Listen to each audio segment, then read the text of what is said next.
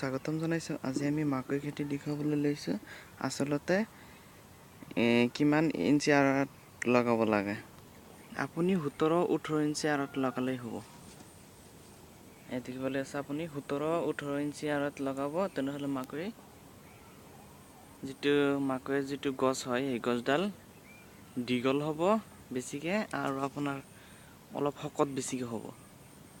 যদি আপুনি 17-18 ইঞ্চি আঁৰেৰে লগায়, 17-18 ইঞ্চি আঁৰত লগাব লাগিব।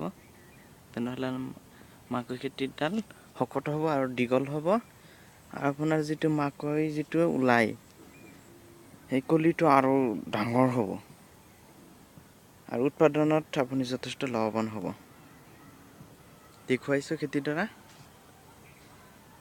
মাকৈ খেতি আচলতে দেখিবলৈ পাইছে কিমান ধুনীয়া।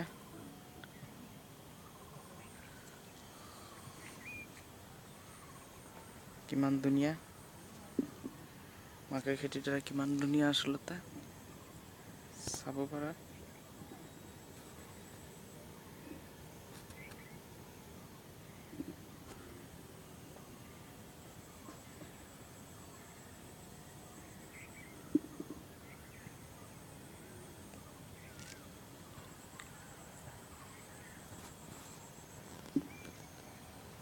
আচলতে চাব পাৰা কিমান ধুনীয়া হৈছে।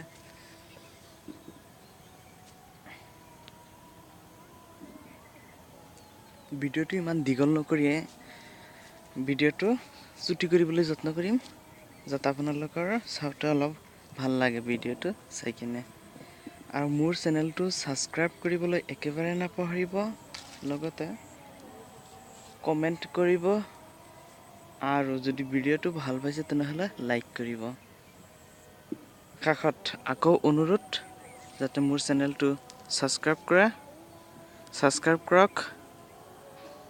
ছাবস্ক্ৰাইব কৰি কিনে মোক উৎসাহ বঢ়াওক ভিডিঅ' দিওঁতে।